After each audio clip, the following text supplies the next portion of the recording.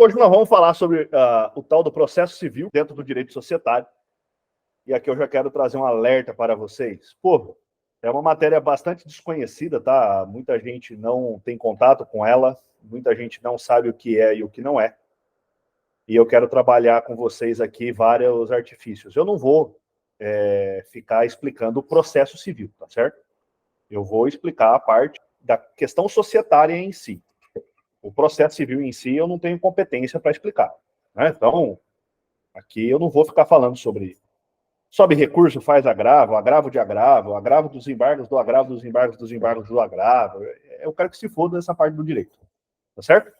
Eu vou focar com vocês aqui na parte societária, como é que se discute a parte societária dentro do processo civil, dentro de uma ação judicial. Lá no processo civil, quando a gente fala da parte societária, a gente tem que observar que a dissolução ela pode acontecer por várias razões. Então eu vou começar falando aqui da dissolução da sociedade, porque é a parte que vai ter alguma importância dentro do processo civil e o direito societário, sendo que, sem a dissolução, a gente não tem um problema em si.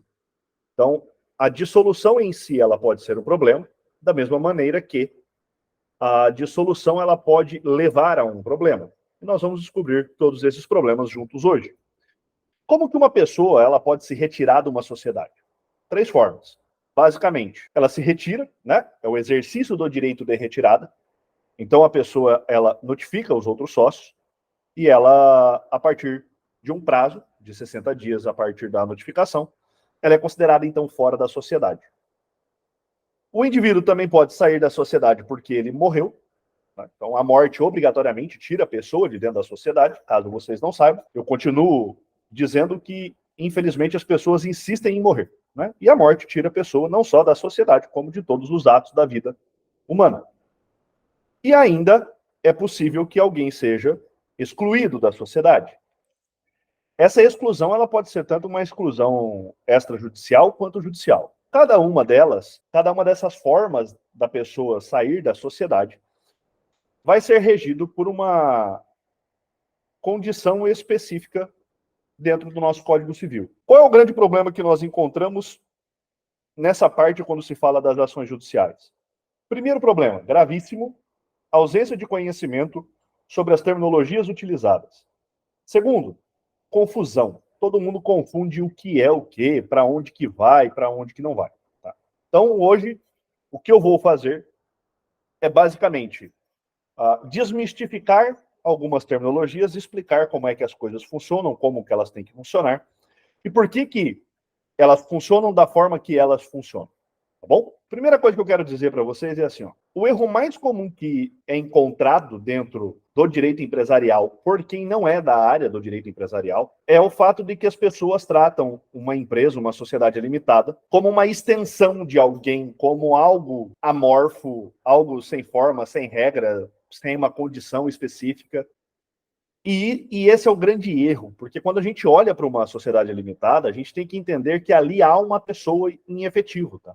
Embora seja uma pessoa jurídica, não é a pessoa natural, é uma pessoa. Então você tem que tratar a sociedade, a empresa, a LTDA, como uma pessoa efetivamente. Você não pode simplesmente achar que ali, aquela sociedade é uma mera ferramenta tributária. Então ela é algo em si, pessoa jurídica, no caso. E isso fica muito claro para a gente com o artigo 49A lá do Código Civil, aonde ele coloca expressamente, ó, a pessoa jurídica não se confunde com os seus sócios, associados, instituidores ou administradores. Traduzindo, são coisas totalmente diferentes. Embora seja jurídica, é uma pessoa e ela tem que ser considerada e tratada como uma pessoa. Primeira coisa que eu quero que vocês coloquem na mente é isso. Não tratem uma LTDA como uma coisa qualquer. Ela não é coisa, tá? Sociedade limitada não é coisa. Porque já diz o velho ditado, coisa é cu de cachorro. E a sociedade limitada, ela é uma pessoa. E olha que interessante. Todas as vezes que a gente fala sobre a sociedade, os grandes problemas que envolvem a sociedade costumam ser problemas financeiros. Se não é a sociedade com o problema financeiro, são problemas financeiros daqueles que circundam a sociedade. Ou, muitas vezes, algo que ainda não chegou a ser um problema. trata-se não de um problema em si, mas de um interesse financeiro que vai acarretar em um problema. E o interesse financeiro de uma sociedade, ele é resolvido com essa expressãozinha bonitinha aqui, ó. Apuração do valor da empresa, também conhecido como apuração dos haveres da sociedade. Galera, o que são os haveres da sociedade? Haveres é aquilo que uma pessoa tem em haver com a sociedade. Se uma pessoa saiu da sociedade, ela tem em haver de receber algo. E como que é calculado esse algo que essa pessoa possa ter para receber de uma sociedade que ela saiu? Seja porque saiu numa retirada, numa morte ou numa exclusão. Aqui começa um problema muito sério que eu falo para vocês com bastante frequência, que é o seguinte, ó. O contrato social, ele é um item de extrema importância. Dão-se a importância que ele precisa, não se dão a importância que ele precisa. Tanto que o jargão mais comum não é constituir uma empresa, não é formar um contrato social, constituir um contrato social. Ninguém usa essa expressão. A expressão mais utilizada, que revela que ninguém se preocupa com o contrato social, da mesma forma que ninguém enxerga a empresa como uma pessoa efetivamente, é que todo mundo fala que vai abrir uma empresa. Amigão, deixa eu falar uma coisa. Abrir a empresa é quando você coloca a chave na porta e abre a porta. Isso é abrir a empresa. Quando você vai constituir uma LTDA, você não está abrindo uma empresa, você está constituindo uma sociedade limitada. E da mesma forma que não se liga para a sociedade, não se liga para o contrato que forma essa sociedade, que dá corpo a essa sociedade. Quando não se faz isso, comete-se um erro gravíssimo. Porque olha que interessante que a nossa legislação ela estabelece, ó, os haveres, eles são definidos conforme o contrato social. Basicamente, eu estou dizendo o seguinte, ó, na apuração de haveres, quanto vale a empresa, sabendo quanto a empresa vale, quanto o sócio vai receber. Digamos que, por um acaso, eu sou sócio de uma empresa e estou saindo dela, está aqui a nossa PJ, e eu tenho 40% dessa sociedade. E exerci, por exemplo, o meu direito de retirada. O que é essa apuração de haveres? Tentar determinar qual é o valor monetário financeiro dessa empresa. Uma vez que eu sei o valor monetário financeiro, eu consigo estabelecer qual é o valor que eu vou receber desta empresa. E este valor, ele é determinado prima facie, ó que palavra bonita, é que eu virei processualista, agora eu falo essas palavras bonitas. Prima facie, ele é determinado pelo que o contrato social estipula. Eu posso utilizar para apuração de haveres cálculo vinculado a faturamento da empresa, vinculado ao estoque da empresa, vinculado a uma possibilidade futura de ganho desta empresa. Eu posso fazer um cálculo somente pelo patrimônio que a empresa possui, patrimônio físico. Eu posso fazer cálculo conforme um valuation. Valuation é uma técnica muito interessante porque ele pega um pouco de tudo. Calcula valor de marca, confiabilidade de mercado, estoque, capacidade de venda, organização da própria empresa, organização burocrática, projeção futuro de ganho dessa empresa entra no cálculo também, no valuation. Então, assim, o valuation é o cálculo mais completo, inegavelmente. Serve para todas as empresas? Não serve. Por quê? Porque é um cálculo caro de ser feito. Então, há várias formas de eu calcular o valor dessa empresa. Quem deve determinar este cálculo de valor da empresa? O contrato social. Está aqui, ó, 604 do CPC, inciso 2, ó. O juiz vai estipular o pagamento dos haveres conforme o cálculo feito de apuração determinado pelo contrato social. Aí eu pergunto, a regra é, os contratos sociais costumam ter essa cláusula? Quase nunca, tá? E se não houver, o juiz vai fazer o cálculo. Ele vai determinar como vai ser o cálculo. E é claro que o juiz não vai arrancar isso da cabeça dele. O juiz vai usar um critério que a própria lei estipula. Basicamente, o que a lei fala sobre a contabilização dos haveres, na apuração dos haveres, é levar em consideração qual é o patrimônio tangível e intangível de uma empresa. Não é levado em consideração faturamento dessa empresa, capacidade produtiva dessa empresa, nada que tenha uma projeção futura ou uma análise que fuja do patrimônio da empresa será levado em consideração. E isso é bom ou ruim? Depende para quem. Se é uma empresa de prestação de serviço e eu estou saindo, o ideal para mim, que estou saindo, é que o cálculo envolva o faturamento, porque uma empresa de prestação de serviço ela tende a ter um patrimônio baixo, um faturamento alto. Se eu saio da empresa e isso não está estipulado no contrato social, eu vou tomar um prejuízo. Agora, se é uma empresa de compra e venda, né, de venda de mercadorias, por exemplo, a tendência é que o meu prejuízo vai ser bem menor, em virtude de que essa empresa costuma trabalhar com estoque e o valor do estoque em si já é um valor interessante. Mas a gente ficou nessa briga de entra faturamento, entra projeção futura de recebimento ou não entra, durante bastante tempo. E durante muito tempo o STJ entendeu que o faturamento, capacidade produtiva da empresa, aquilo que é chamado de aviamento da empresa, ou até mesmo um cálculo chamado fluxo de caixa descontado, que é um cálculo do fluxo de caixa futuro trazido a presente. Durante muito tempo o STJ entendeu que tudo isso compunha o valor na hora de fazer a apuração. Porém, em 2022, pessoal, o STJ mudou totalmente a sua ideia. Ao meu ver, de maneira acertada, porque sair de empresa com este cálculo de fluxo de caixa descontado passou a virar profissão. Era muito mais viável eu sair de uma empresa e garantir um recebimento que talvez não fosse acontecer do que ficar na empresa e esse recebimento efetivamente não ocorrer. Então, o STJ, quando ele traz tudo isso para dentro do que a lei estipula, ipsis literis, ele amarra isso, porém, para alguns tipos de empresa, isso é um problema, que é o caso das empresas, por exemplo, de prestação de serviço. Além disso, o juiz também irá estipular a forma do pagamento desses haveres. Como que é feito, por exemplo, só retornando rapidão, ó, aqui no 606 do CPC, ele estipula qual que é a fórmula do cálculo da empresa, que é esse em negrito aqui, ó. O valor patrimonial apurado em balanço de determinação. O que é valor patrimonial apurado? É o valor do patrimônio da empresa. Entram os tangíveis e intangíveis, porém, não há nada que se falar em cálculos de possível receita futura. Essas possíveis receitas não entram, a receita em si não entra, o faturamento não entra, é só aquilo que é patrimônio efetivamente da sociedade. Além da apuração dos haveres, é necessário também que o contrato social estipule qual é a forma de pagar os haveres.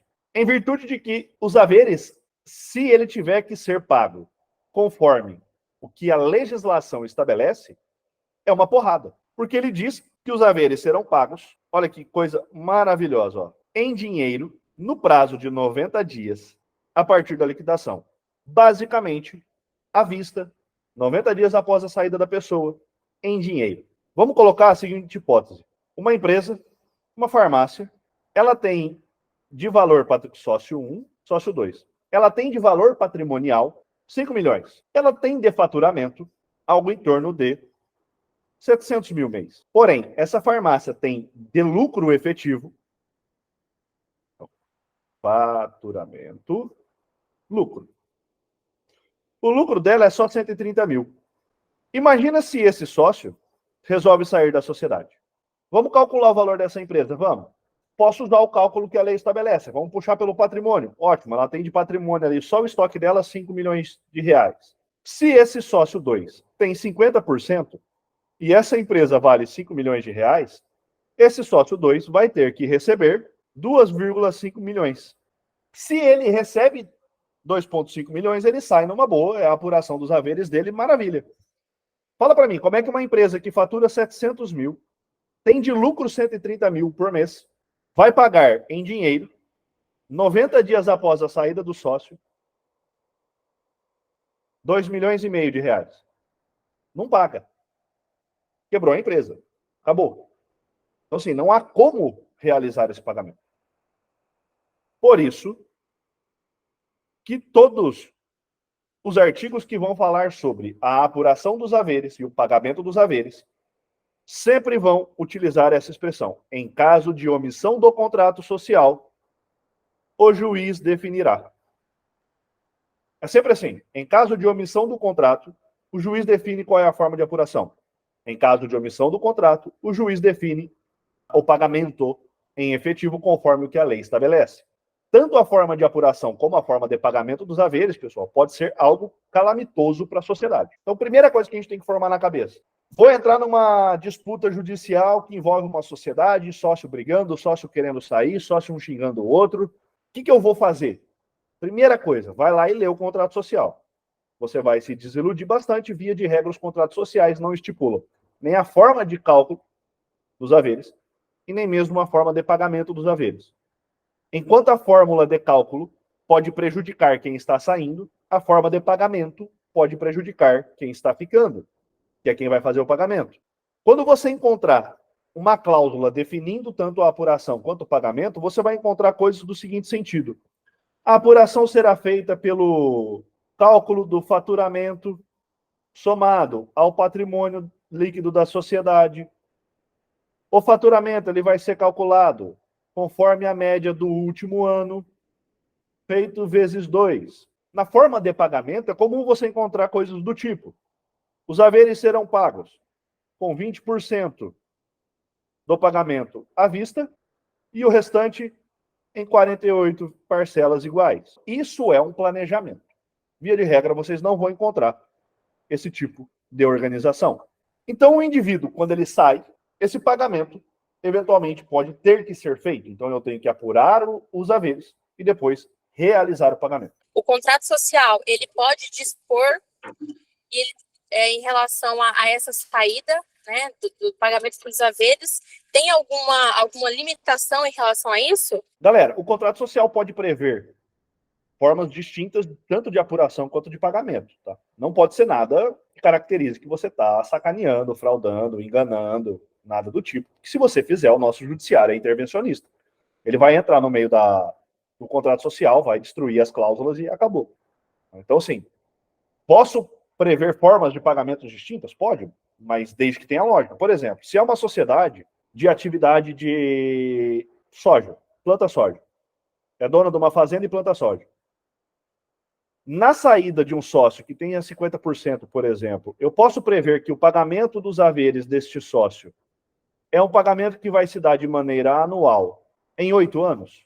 Com uma entrada, é claro, né? Posso.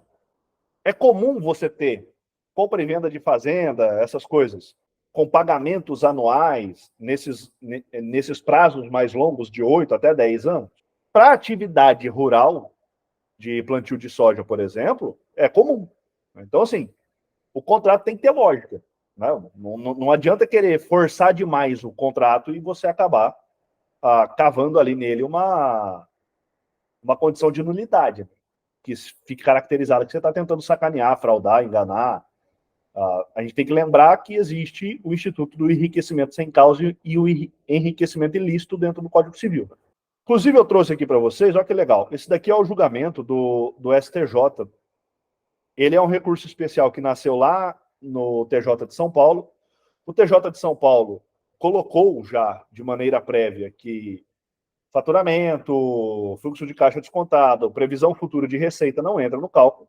Então, o STJ passou a entender que a apuração dos haveres estabelece, quando o contrato social é omisso, pelo critério do que o artigo 606 determina, que é o balanço especial de determinação. E olha que interessante, ó.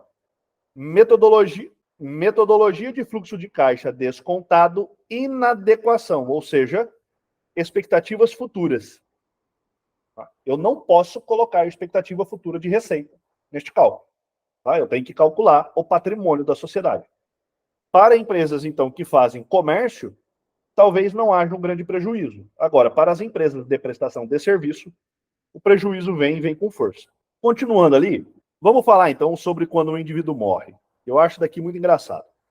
Porque o cara fala assim, não, doutor, mas eu nunca vou sair da sociedade. Fala assim, mas você vai viver para sempre? Não vou viver para sempre. Então, uma hora você vai sair. E as pessoas se esquecem do fato de que a regra da LTDA, olha que legal, é que os herdeiros não entram na sociedade. Essa é a regra. Para que um herdeiro entre na sociedade, é necessário que o contrato permita que o herdeiro entre, ou se o contrato não permite isso, que o sócio remanescente, o sócio que está vivo, concorde com a entrada do herdeiro. Caso contrário, se o sócio que está vivo não quiser o herdeiro lá dentro, sócio 1, sócio 2. Sócio 2 morreu. Tinha um herdeiro aqui, ó. Este herdeiro, se o contrato social da limitada nada disser, o herdeiro ele não entra na sociedade. Ele só vai entrar se o contrato social permitir ou se o sócio sobrevivente remanescente concordar com a entrada do herdeiro. Senão o herdeiro não entra. Se o sócio não concorda com a entrada do herdeiro, este herdeiro ele não entra na sociedade. Isso não quer dizer que ele vai ficar sem aquilo que é dele por direito. Então, o sócio 1 através da PJ, vai ter que pagar os haveres ao herdeiro. Como que eu calculo os haveres? Conforme que o contrato social estabelece. E se o contrato social não estabelece, a gente começa a rezar. Então, essa é a lógica. Então, na morte, a pessoa vai ter que apurar haveres e pagar haveres. Da mesma forma, aqui, ó. Isso daqui, pessoal, é a instrução normativa do DREI. Ele repete basicamente o que a legislação já fala. Da mesma forma que a morte pode exigir esse pagamento de haveres por conta de que o herdeiro não assume automaticamente o posto de sócio, a retirada do sócio também tem esse condão. Então, o artigo 1029, somado ao artigo 1077, eles vão falar sobre o direito de retirada do sócio da sociedade. O que é esse direito de retirada? Muito simples. Eu vou explicar rapidamente para vocês, o que vocês vão entender tranquilamente. Álvaro é sócio. Hoje eu vou até matar o Álvaro, se Deus quiser. Álvaro é sócio de Guto. Cada um tem 50% da sociedade. Guto, cansado de ouvir a voz do Álvaro, vira e fala assim: Álvaro, tô saindo fora. Guto notifica Álvaro que está exercendo seu direito de retirada. Uma vez que o Álvaro recebeu a notificação, eu conto um prazo de 60 dias. 60 dias após a notificação, eu, Guto, simplesmente pego a notificação com a prova da data que o Álvaro recebeu a notificação. Pode ser uma carta por AR, por exemplo, não tem problema, não precisa ser pelo cartório. Tem que ser por escrito e tem que ser passível de comprovação de data. E-mail serve, WhatsApp serve. Eu, Guto, 60 dias após a notificação do Álvaro, ao Álvaro, simplesmente vou registrar essa notificação na junta comercial e a partir desse momento, todo mundo que pegar o contrato social dessa empresa, que fizeram download do contrato social dessa empresa no site da junta, junto com o contrato, vai receber essa cartinha, a notificação. Então, a pessoa vai ver que, naquela sociedade, embora o contrato social possa não ter sido alterado e o meu nome ainda esteja lá dentro, eu já não sou mais sócio dela. Eu não preciso nem contar com a boa vontade do Álvaro dele fazer a alteração do contrato social. Eu simplesmente registro a cartinha da notificação e saio da empresa. É claro, aqui eu quero dar uma dica bônus. Essa daqui eu já usei. É bem interessante. Sócio 1, sócio 2. O sócio 2, puta, essa daqui eu achei linda, notificou o sócio 1. Falou, ó, estou exercendo meu direito de retirada. Cabe ao sócio 1, no prazo de 30 dias, tomar uma decisão. Essa empresa continua ou acaba? Qual que era a ideia do sócio 2? Ele ia exercer o direito dele de retirada, notificando o sócio 1 e saindo. E depois ele ia brigar pela apuração dos haveres. Por quê? Porque a empresa, continuando a sua atividade, ela tinha um faturamento legal, ela conseguiria pagar haveres. O cálculo de haveres era mais ou menos interessante pelo que o contrato social estabelecia. Porém, o sócio 1, que foi notificado da saída do sócio 2, tem 30 dias para tomar uma decisão. Se a empresa vai continuar ou se ela vai ser extinta. Se essa empresa fosse extinta, os planos do sócio 2 iam por água abaixo. Por quê? Na extinção da empresa, eu junto o patrimônio da empresa, vendo e divido para os sócios conforme os seus percentuais. Nessa jogada, o patrimônio da empresa era muito pequeno, o sócio 2 não ia ter grandes vantagens. Então, o sócio 1 devolveu a notificação dizendo o seguinte: ótimo, já que você quer sair, eu estou extinguindo a sociedade. Aí o sócio 2 virou e falou: não, calma, também não é assim, vamos conversar.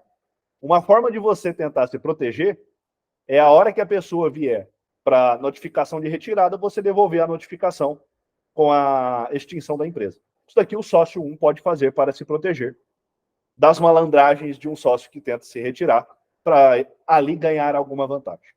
Outra forma do indivíduo sair é pela falta grave e a justa causa, tá? Pessoal, eu sei, tem um artigo 1085 que fala sobre a possibilidade da exclusão extrajudicial do sócio. Não vou entrar nessa condição. Por quê? A exclusão, o próprio nome já fala, né? Extrajudicial. Hoje eu quero falar sobre a parte judicializada.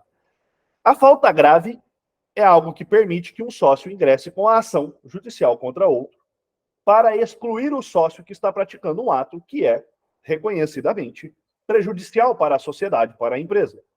Então você entra com uma ação, prova a falta grave, e o juiz, por sua força, né, jurisdicionada, determina a exclusão daquele sócio que estava fazendo as cagadas. Isso é a exclusão por falta grave. Ela acontece exclusivamente em virtude de você ter uma pessoa que está prejudicando a sociedade. E ela vai ocorrer por força de uma decisão judicial, obrigatoriamente. Isso é exclusão por justa causa. Via de regra, as sociedades acabam entrando nesta briga aqui, ó. Nesta briga. Uma coisa que eu quero que vocês tomem ciência. Em qualquer um dos casos, seja por exclusão por justa causa, seja por morte, seja pelo exercício de retirada, em todos esses casos, obrigatoriamente eu vou acabar trabalhando com a apuração e o pagamento dos haveres. Ok? Em todas essas circunstâncias, alguém está saindo da sociedade, é necessário apurar e pagar haveres. Além desses casos, nós também temos o caso aqui do sócio remisso, só que o sócio remisso eu só vou falar da existência dele, não vou entrar no fato. Pelo seguinte, galera, sócio remisso é aquele sócio que faz uma das coisas que eu mais odeio. Todos os meus clientes eu proíbo de fazer isso. O cara vai lá constituir uma sociedade. Na hora de integralizar o capital, ele não integraliza. Ele só subscreve o capital. O que é subscrever o capital? Fica no contrato social o seguinte: o sócio Guto vai dar 10 mil reais para o capital social da sociedade. E ele não dá. Eu prometi entregar 10 mil e não entreguei. Eu subscrevi 10 mil, mas não integralizei. Isso é a subscrição de capital.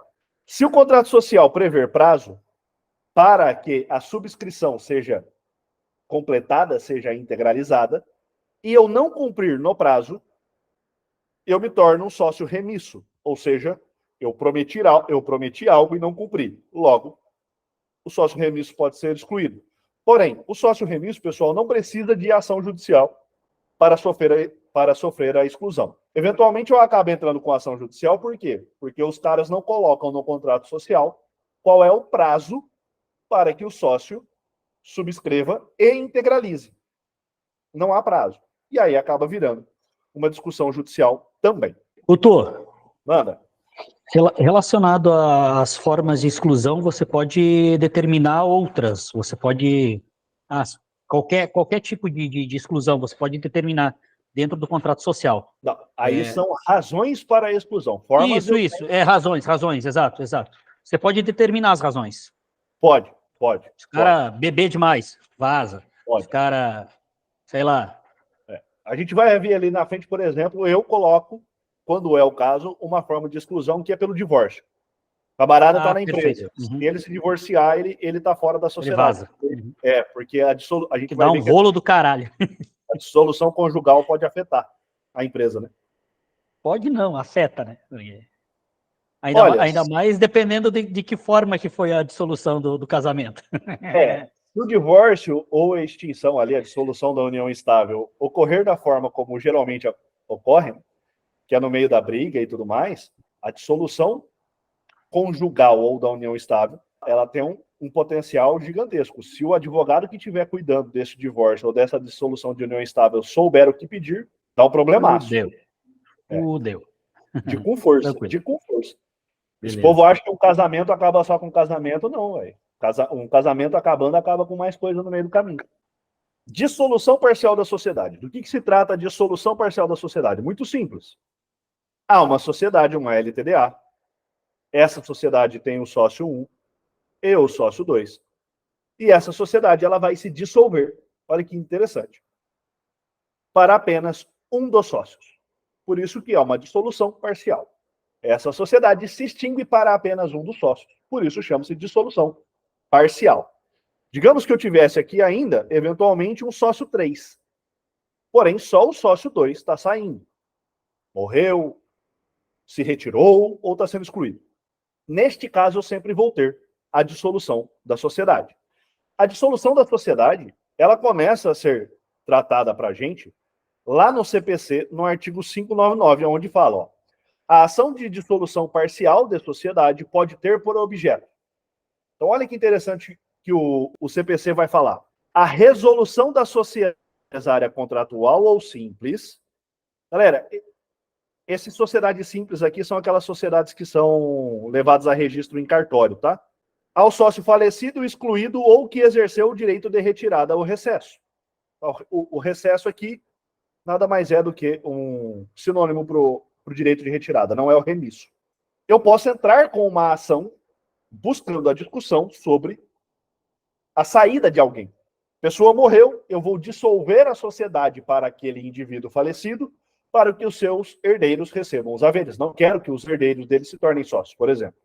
A pessoa se retira da sociedade, e aí, numa discussão ali, eles não sabem muito bem o que fazer, eles não conseguem orientação para levar a notificação da retirada a registro na junta comercial e acabam por ingressar com uma ação de dissolução parcial da sociedade, ou, se for o caso dessa empresa, ser por tempo determinado. Por tempo determinado, a pessoa só pode sair com justa causa e por ordem judicial. Então, são várias as circunstâncias que podem fazer uma pessoa a ingressar com a ação. Agora, imagina que eu exerci o meu direito de retirada, 60 dias após eu estou fora da sociedade, e eu acabo tendo que entrar com uma ação judicial. Só que agora, galera, se eu notifiquei, passou os 60 dias, eu estou fora da sociedade, eu não entro com a ação judicial pedindo para que o juiz promova a dissolução parcial da sociedade. Ela já foi parcialmente dissolvida. Eu posso ingressar com essa ação apenas tendo como objeto o inciso 2, a apuração dos haveres. Eu já saí, eu já sou considerado fora da sociedade. Eu só entro com a ação para discutir os haveres. Só isso. Eu simplifico a discussão processual. Ou ainda, pedir as duas coisas. Tanto a dissolução parcial da sociedade e também a apuração dos haveres. Então eu posso entrar com a ação pedindo qualquer um desses 3 itens que o artigo 599 vai trazer para a gente.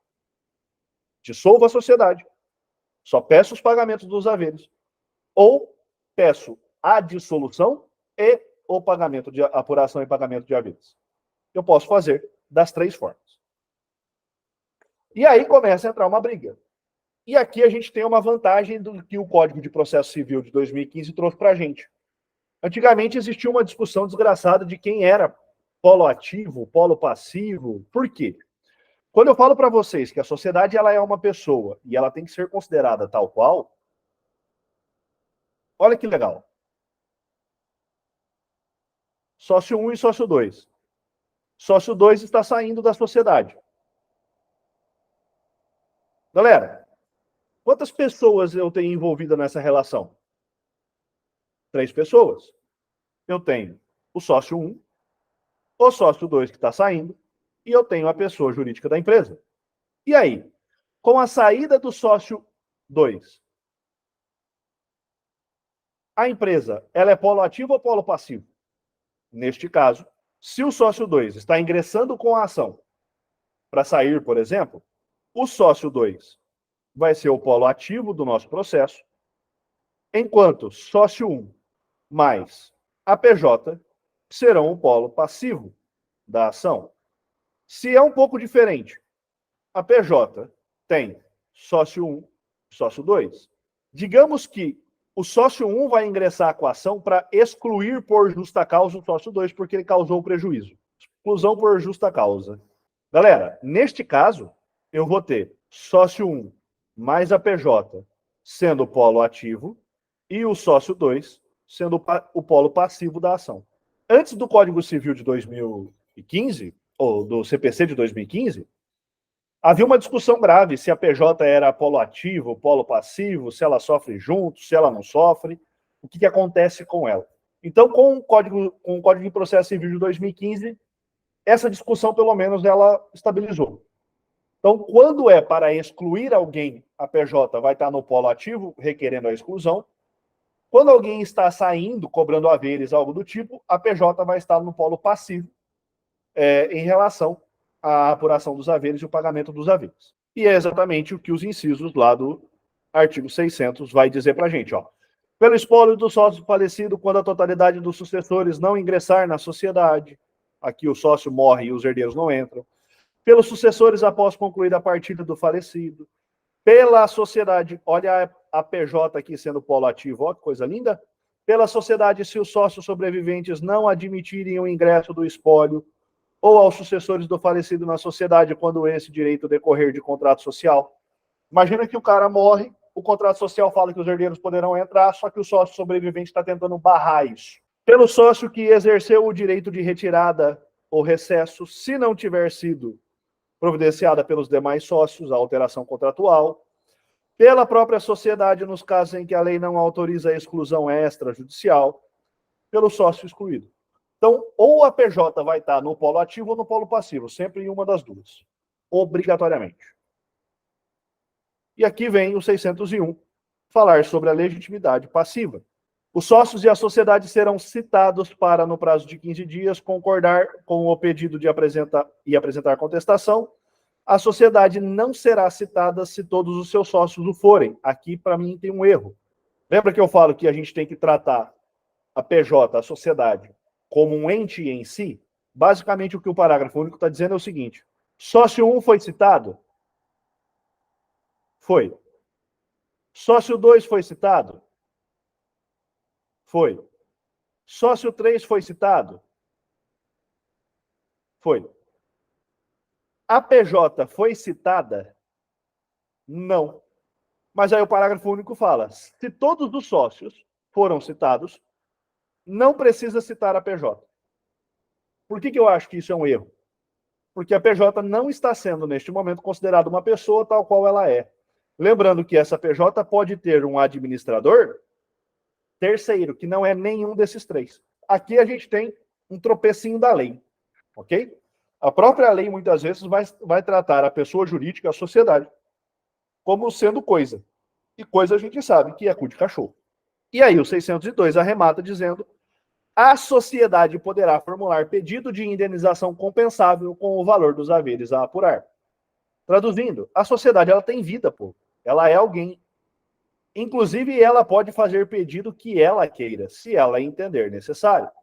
Muitas vezes o prejuízo foi causado contra a PJ, não contra o sócio.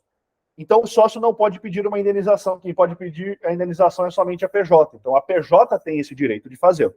Procedimento. Aqui o pau come.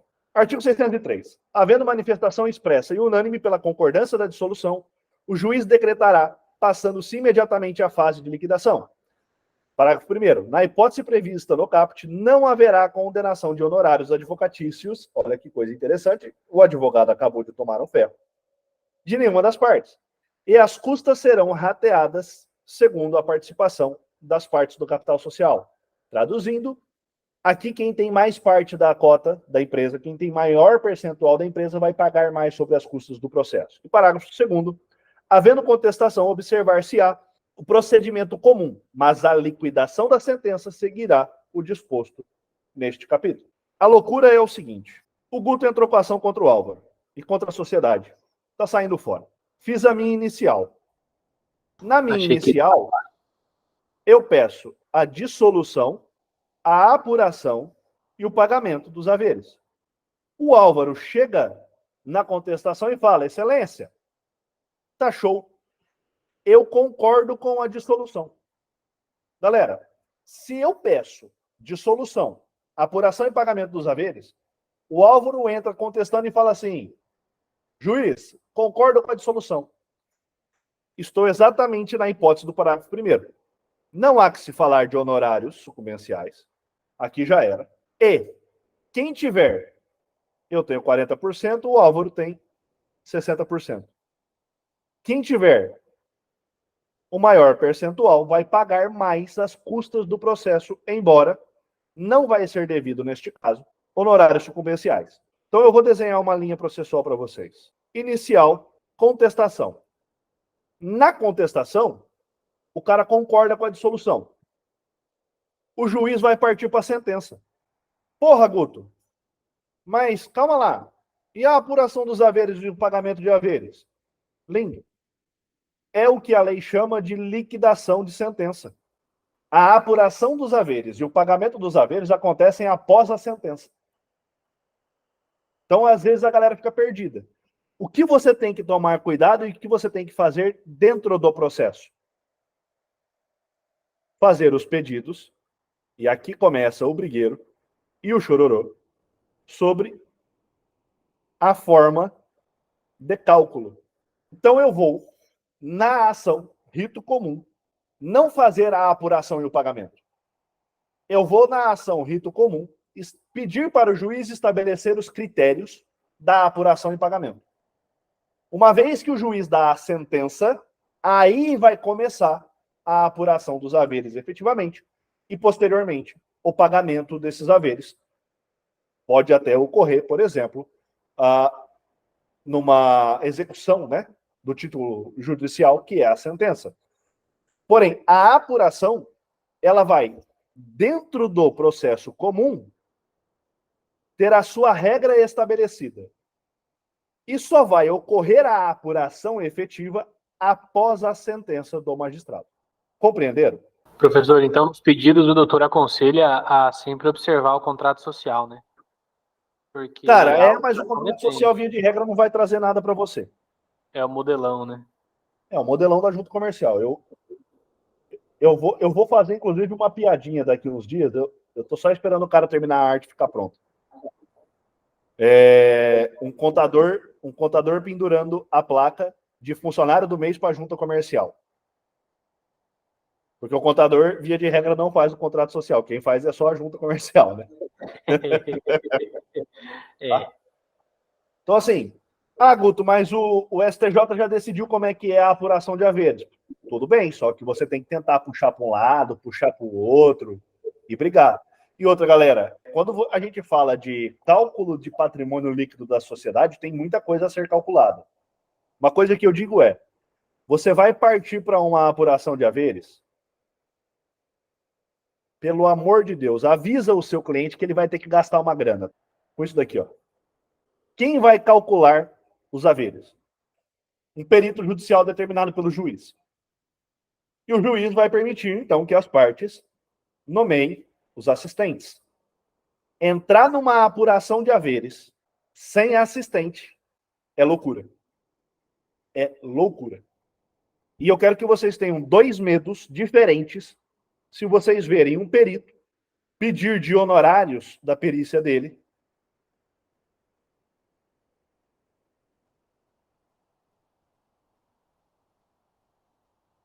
qualquer valor inferior a 10 mil reais. Pode saber que o cara vai dar um Ctrl-C, Ctrl-V em informação contábil da empresa que provavelmente está errado e está cagado.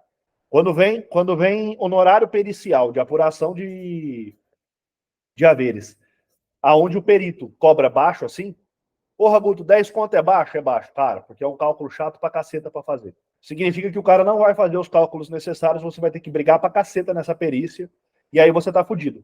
Porque você não é contador e você não é perito. Você não sabe o que olhar, você não sabe o que ler. E quando você olhar e ler, você não vai identificar onde é que pode estar, eventualmente, um erro. Todas as vezes que você for entrar numa apuração de haveres, avisa o seu cliente que ou ele gasta com assistente pericial, ou a chance dele tomar um ferro é gigante, para um lado ou para o outro. E se vier honorário pericial do juiz num valor abaixo de 10 conto, pode esperar o chumbo. Vai vir uma cagada. A gente tem, eu vou falar aqui rapidamente, a gente tem dois documentos básicos dentro de uma sociedade. O balanço patrimonial e o DRE, que é o demonstrativo de resultado econômico, ou demonstrativo de resultado do exercício. Esses dois documentos são documentos contábeis. O balanço patrimonial, ele vai estabelecer qual é o patrimônio efetivo da sociedade. Tem um terreno, tem um carro, tem estoque, não tem, tem ferramenta, não tem, quanto vale tudo isso? O DRE da sociedade vai estabelecer qual é o fluxo financeiro dessa sociedade. Qual que é o problema? Via de regra, o balanço ele está errado, porque as declarações que a empresa entregou para o contador não eram corretas, e o DRE também está errado, por conta de algo que a gente costumou chamar de sonegação.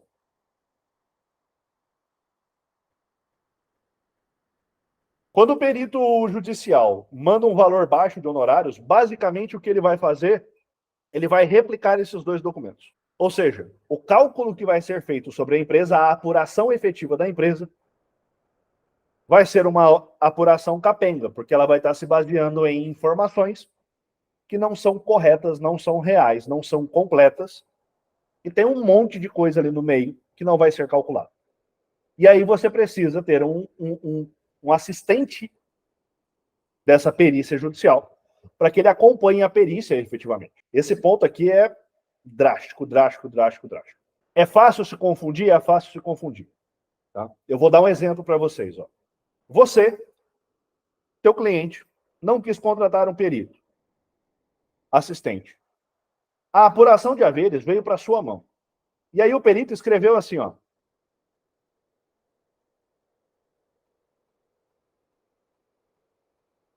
Ativo, acrescido, a débito. Interpreta essa bosta. Não interpreta. Por quê? Porque nós somos acostumados com comérciozinho, né? A gente é acostumado com a transação financeira aqui informal.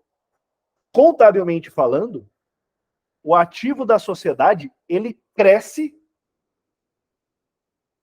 debitando. E ele reduz creditando. Que é a desgraça. Como é que é o nome daquele trem lá? Eu até esqueci o nome daquela desgraça. É tão desgraçado que eu esqueci o nome. É a partida dobrada do Luca Pacioli. O que acontece, pessoal? Tudo tem débito e crédito. Se acredita em um lugar, debita do outro. O ativo, olha que loucura, na lógica contábil, ele aumenta, ele é valorizado quando ele sofre débito. E aí você vai tentar entender essa documentação contábil e você vai falhar miseravelmente. Então, quando for partir para uma ação dessa, lembrem os seus queridos clientes que é necessário que eles gastem uma grana com assistente de perícia. Coisas importantes. E aqui a gente tem que tomar cuidado pra caceta. No procedimento, o juiz vai ter que determinar alguns marcos dentro da ação. Primeiro marco que o juiz tem que determinar. Data da resolução da sociedade. Em que data o indivíduo saiu da sociedade? E aí vai depender. Se for na morte, é na data da morte. Se for um exercício de retirada, 60 dias após a notificação. Não é no dia que o cara recebeu a notificação, é 60 dias após a notificação. Então, você tem que tomar esse cuidado. Se for numa exclusão judicial, é na data da sentença, da publicação da sentença, né, que excluiu o sócio. A decisão que exclui o sócio é o marco temporal para o juiz fixar a data da resolução da sociedade para aquele sócio. Todos os haveres serão apurados aqui, ó. Em vermelho aqui eu tenho a data da saída. Ainda que eu esteja, por conta da demora do processo judicial e tudo mais, eu esteja já aqui no calendário, a apuração dos haveres, ela vai ser da data da saída, da efetiva dissolução, para trás.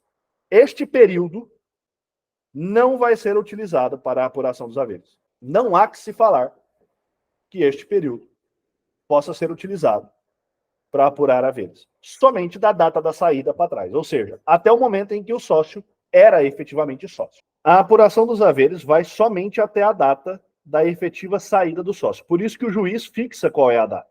Depois o juiz define qual é o critério da apuração dos haveres à vista no disposto do contrato social. Ó, ó que coisa linda, ó. Ó, contrato social prevê? Não, não prevê.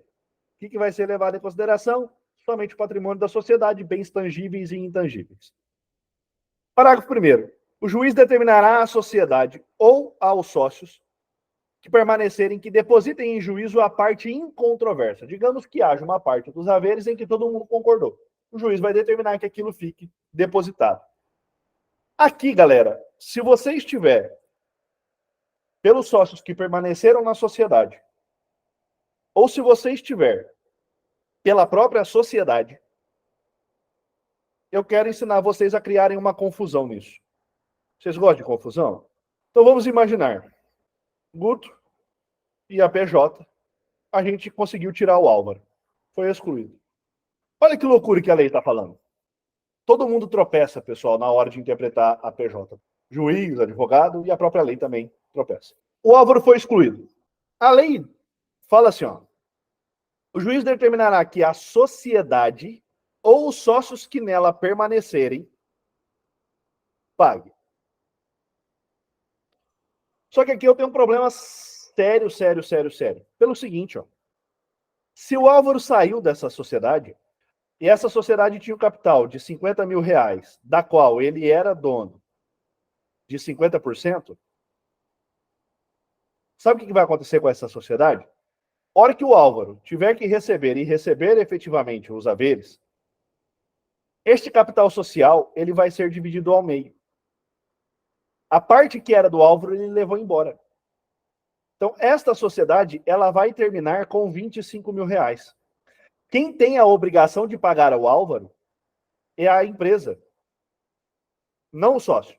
Quem paga o sócio que se retirou é a empresa, não o sócio.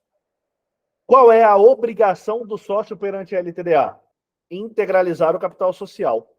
Exclusivamente isso. Só isso. Eu não sou obrigado a cumprir com as obrigações financeiras da sociedade.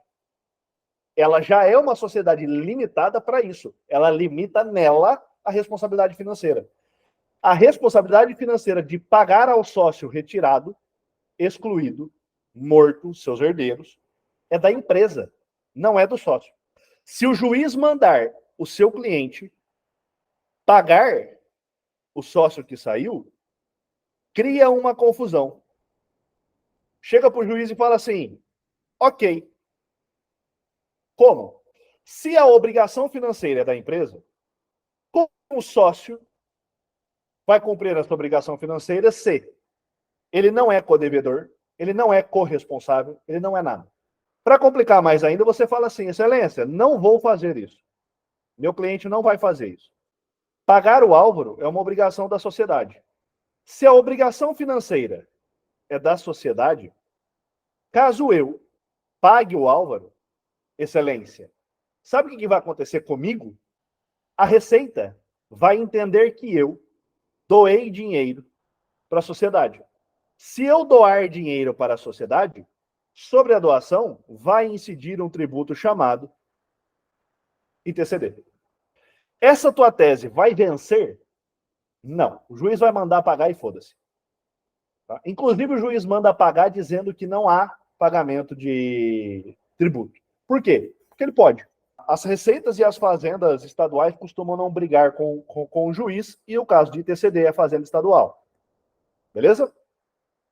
Agora, você vai criar uma confusão desgraçada contábil na cabeça do juiz? Vai. Aqui você vai cagar a vida do juiz.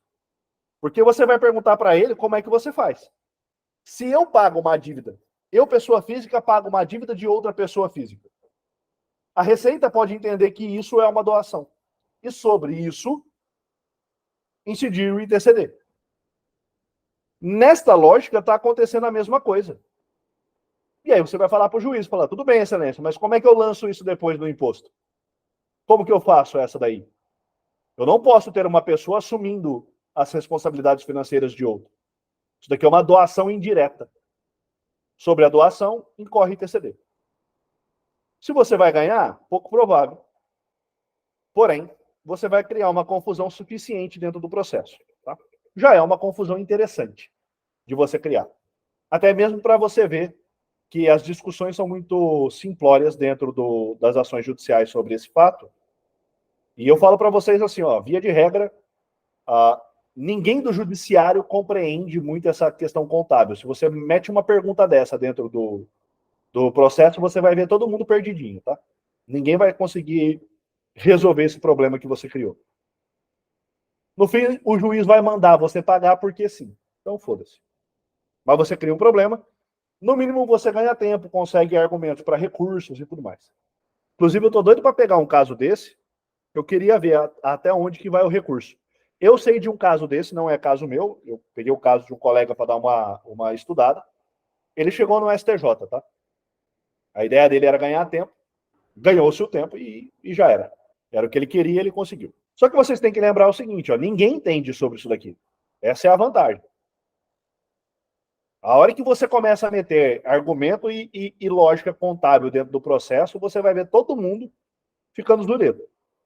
Todo mundo. Tá todo mundo perdido. Não me segue que eu tô perdido, sabe? Todo mundo. Advogado, parte, juiz, tá todo mundo perdido. Agora vamos para a desgraceira de verdade. Aqui o filho chora, a mãe vem e vai atrás do pai. Galera, olha que legal. Aqui eu tenho uma sequência interessante. Há casos que estão fora da empresa que afetam a empresa e a gente não percebe, e a gente não sabe. E muitas vezes a gente não sabe nem pedir e nem defender o cliente num caso desse. Imagina a seguinte hipótese. Novamente, eu e o Álvaro somos sócios. Eu sou casado e um belo dia eu meto o louco e me divorcio da minha esposa. Mas olha que interessante. Eu tinha essa sociedade antes do meu casamento.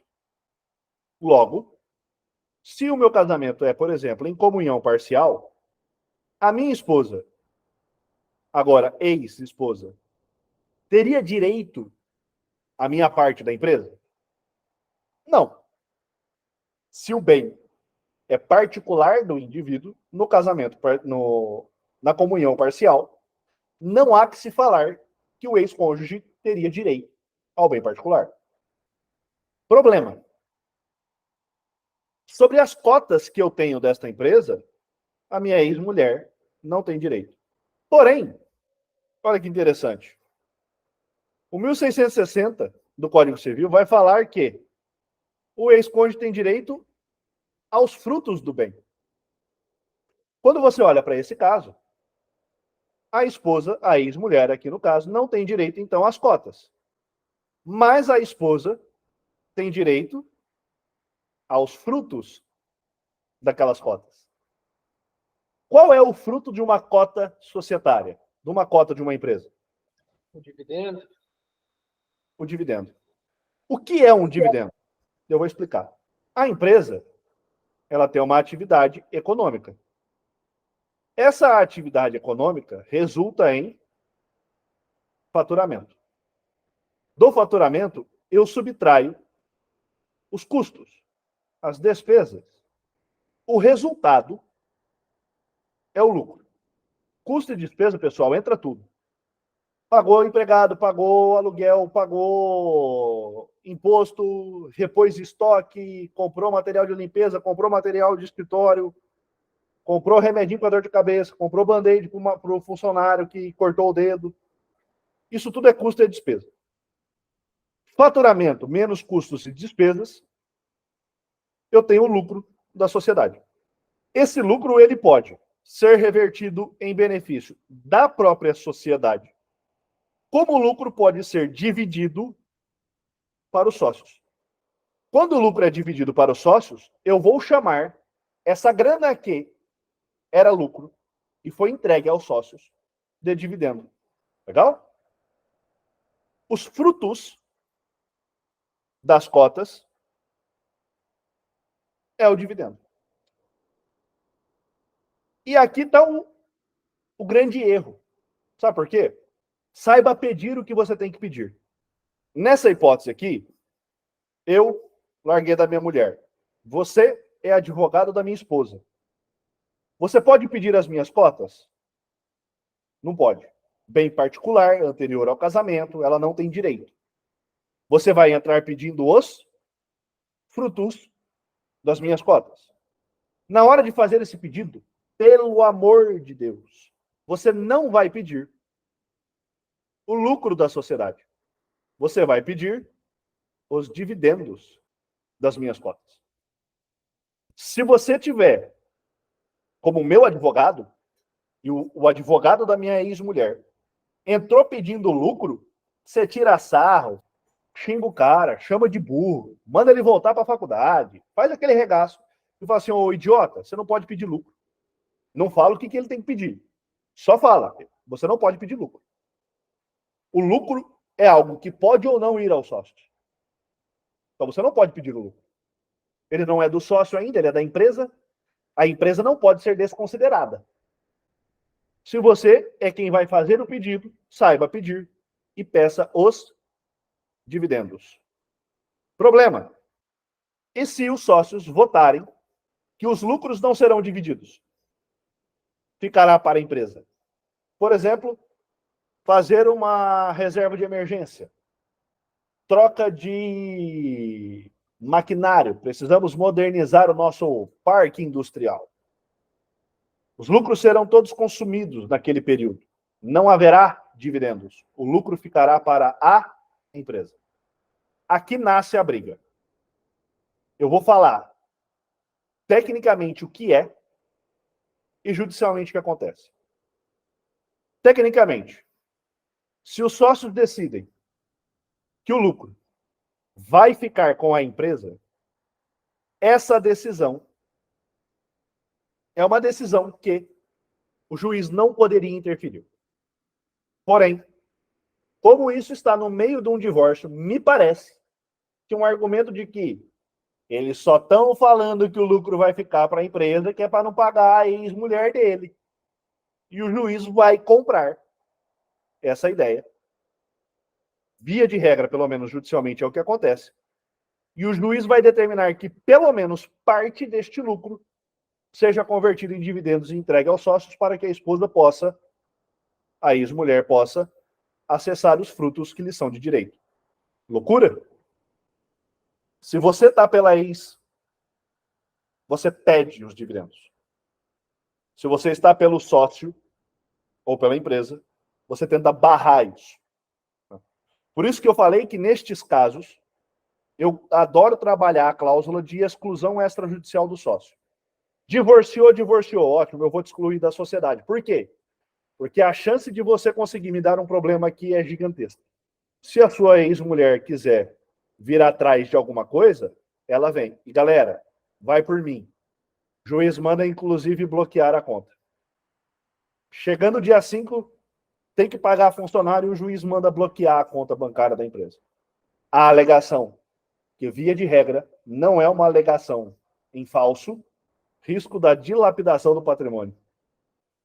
O juiz vai lá, determina o bloqueio da conta bancária da empresa.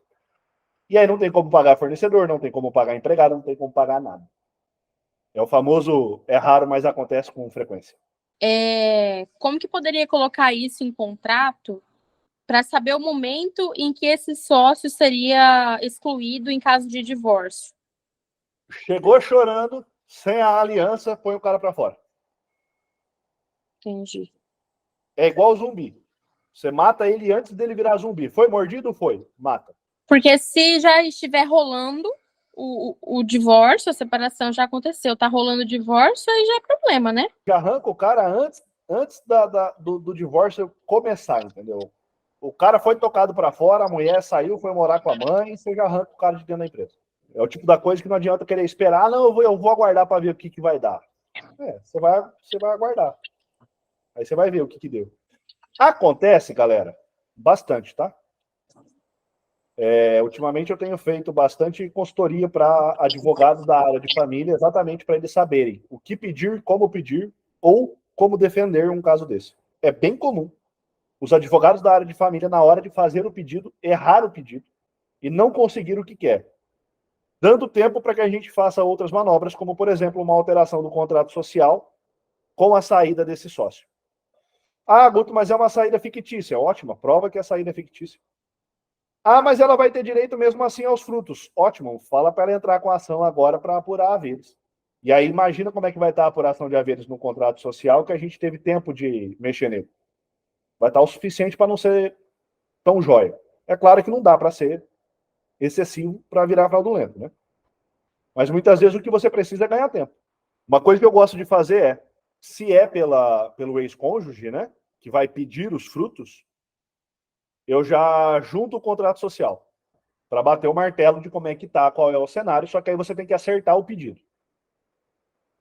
Não adianta você juntar o contrato social e o teu pedido estar errado. E aí quando você vira e fala, porra, tem como piorar? Tem. Morte do cônjuge do sócio. Piora a situação. Olha que interessante. Vou começar a escrever o nome da minha família inteira aqui, eu vou ficar 4 horas escrevendo. Sou sócio do Álvaro. Dani morre. Contrato social não prevê nenhuma circunstância específica. Com a morte da minha esposa, eu tenho direito à parte dos bens dela e os filhos também têm. Correto? Os meus filhos podem requerer os frutos que pertencem à mãe deles. Os meus filhos podem ferrar a empresa. Então, se o sócio teve ali a extinção da relação conjugal, da união estável, qualquer coisa do tipo, ou perdeu o cônjuge, a empresa corre um risco. É claro, em uma circunstância dessa, o risco é muito menor. Ok? Bem menor, é um risco. Muitas vezes, na prática mesmo, nem é um risco. Mas, legalmente falando, os herdeiros podem entrar cobrando isso daqui. Eu vou contar para vocês o único caso que eu vi disso até hoje. Sócio 1 era casado e tinha sociedade com o sócio 2. A esposa do sócio 1 morre.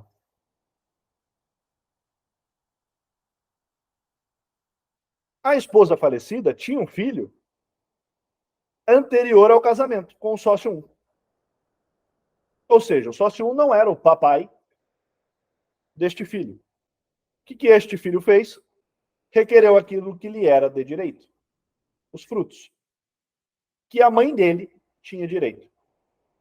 Então, a terceira pessoa consegue acessar a empresa. Não é o mais comum de acontecer, porém, pode acontecer. Pode acontecer. Aqui é um julgadinho lindo falando exatamente sobre isso. Ó. Bloqueio de bens tem como finalidade específica cautelar o patrimônio amealhado durante o casamento para que não se dissipe no curso da ação de partilha e preservar a ameação em futura divisão, garantindo dessa forma o resultado útil do processo, sem causar qualquer prejuízo às partes. Só que sem causar qualquer prejuízo às partes é bloqueando conta. Os valores depositados em contas bancárias, créditos e derivados de aplicações financeiras no período das relações da relação matrimonial, ainda que estejam em nome apenas de um dos cônjuges, compõem um acervo de bens. Então aqui, galera, é a receita completa para o desastre. Você tem que saber quem faz o pedido, quem sofre o pedido, o que tem que ser pedido e quais são os riscos que toda essa relação pode trazer. Ah, mas a fulana não tem direito, o fulano não tem direito porque a empresa é anterior ao casamento. Ótimo. Não tem direito às cotas, né? Mas tem direito aos frutos. Saber identificar frutos é um negócio complicado. Ô, professor, eu escutei de um pretenso cliente aí, que as negociações acabaram não evoluindo, né? Mas que ele tinha interesse em colocar algo que eu nunca vi, acho que até impossível legalmente, é cláusula de incomunicabilidade de dividendo. A hora que ele falou isso, eu falei, uai, pela natureza do pedido, até por disposição legal, eu acho que isso é um pedido impossível, né? Porque o medo dele era justamente o divórcio do sócio e etc. Então, cara, a gente vai entrar naquela lógica do seguinte, cláusula de incomunicabilidade, ela é uma cláusula bastante discutível. Por quê? Porque ela começa a entrar numa seara que não é dela. Cláusula de incomunicabilidade é uma cláusula que não é atinente ao direito empresarial, onde a gente tem liberdade para contratar. Ela é atinente à legislação do direito de família. Né? E lá a gente não tem liberdade para contratar. O que eu te digo é o quê? A incomunicabilidade, ela até tem um certo efeito, tá, Álvaro? Ela até tem um certo efeito. Porém, enquanto o indivíduo está vivo, a incomunicabilidade tende a não ser respeitada, pelo menos é a decisão do STJ. Morreu, não há vontade mais a ser respeitada. Então a cláusula de incomunicabilidade ela cai com a morte do indivíduo. Em um divórcio, cláusula de incomunicabilidade, você vai entrar num cara ou coroa. Pode ser que o judiciário concorde que haja incomunicabilidade ali, pode ser que o judiciário discorde que haja incomunicabilidade, e aí você tá ferrado. Eu, particularmente, não gosto de ficar largando as coisas na mão do judiciário. Se é para proteger algo, já chuta o cara da sociedade.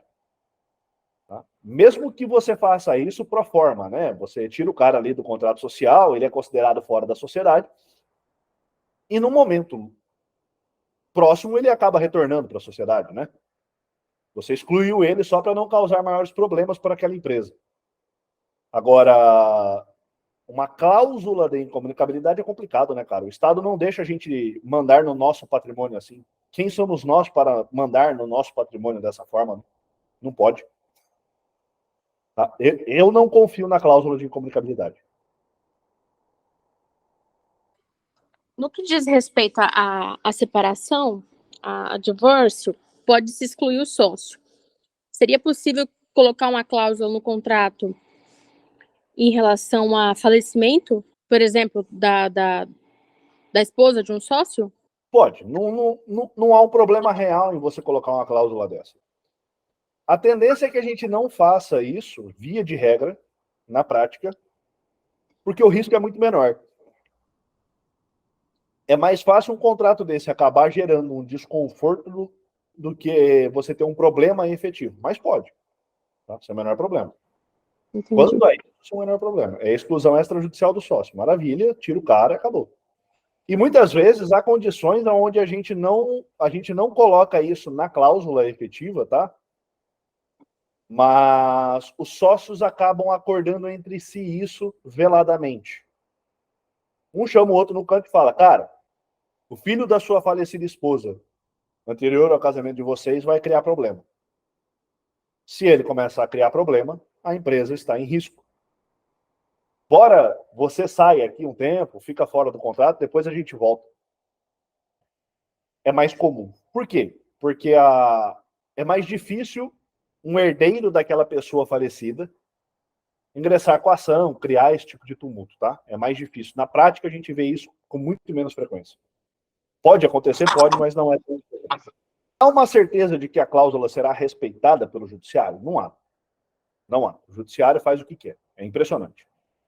O judiciário manda você fazer um negócio que é contabilmente errado, que é fiscalmente errado, e aí todo mundo é obrigado a baixar a cabeça e aceitar aquilo. Que é aquele caso que eu falei de mandar um sócio pagar os haveres apurados a quem está saindo. Quem tem que pagar os haveres é a PJ, não é o sócio. Só que o juiz mandou, meu amigo, todo mundo vai abaixar a cabeça, todo mundo vai fazer. Só que contabilmente isso está errado e fiscalmente isso está errado. A pessoa que está pagando não é a responsável pelo pagamento. Se o sócio paga, né? No caso. Quem tem que pagar é a PJ, não o sócio. Então, o judiciário meio que faz o que quer e show, é isso. Não tem muito pão de correr. Quer ver que legal? Lei 6.404, que é a lei das sociedades por ações, também conhecida como Lei das Sociedades Anônimas. Deixa eu compartilhar ela aqui com vocês. Ó, essa daqui é a lei que fala sobre a sociedade anônima, a sociedade comandita por ações e tal, né? Então, é a lei da sociedade anônima. Data do último balanço aprovado. Então, a própria lei já começa a trazer nomenclatura tipicamente contábil. E ela piora depois, porque ela fala, inclusive, o que tem que constar no balanço. Ao fim de cada exercício social, a diretoria fará elaborar, com base na escrituração mercantil da companhia, as seguintes demonstrações: balanço patrimonial, demonstração dos lucros e prejuízos acumulados, demonstração do resultado do exercício, demonstração dos fluxos de caixa, se a companhia é aberta, demonstração de valor adicionado. A própria lei começa a trazer esse tipo de informação. A grande questão é que a gente não está acostumado. A gente não vê isso daqui com frequência, então é algo que fica muito novo para a gente. Então, balanço patrimonial. O que é um ativo circulante? Ativo não circulante. Passivo. Circulante não circulante. Saldos. E aí você tem grupo de contas. Essas terminologias, essas nomenclaturas, elas são próprias do direito empresarial. Embora a gente não tenha contato, a gente não tenha vivência com elas, elas são. Por quê? Eu vou fazer uma pergunta e vocês respondem. Quem abre empresa no Brasil? Advogado ou contador? Na prática é o computador hoje, né? Então é isso, cara. E esse é o problema, porque o contador abre empresa, não constitui sociedade. Porque o que ele faz não é constituir uma sociedade, é simplesmente abrir uma empresa. Ele cumpre uma burocracia, só isso. Isso é um problema real. A advocacia, o direito, na verdade, né, ele se distanciou do societário, do empresarial. Quem na faculdade, não, eu quero ir para a área de empresarial? Porra, pouquíssimos. Você tem que juntar 3 salas de 50 peão cada sala para você arrancar 2, que quer uma área dessa. Sendo que essa área ainda pode partir para outros assuntos do empresarial, que é, por exemplo, a propriedade intelectual, recuperação judicial de falência, vai para outras áreas da mesma matéria. Né? Então É o que o doutor fala da advocacia empresarial, advocacia para empresas, né? A gente tá e mais tem esse na detalhe, a prática, galera acha que é advogado empresarial, né? O que você faz? Não, eu faço advocacia e assessoria para empresas. Então, meu amigo, você é advogado de empresas, você não é um advogado empresarial. O advogado de empresa é o cara que faz uma defesa trabalhista, cobra um cheque, bate um contratinho de compra e venda, né? O cara advoga para a empresa. Agora, ser advogado empresarial é outra coisa. Das 3 coisas que eu falei, por exemplo, que um advogado faz para a empresa, só cobrar o cheque estaria dentro da matéria de empresarial, né? Que é título de crédito. Meu povo, muito obrigado. Foi um prazer. Aquele abraço.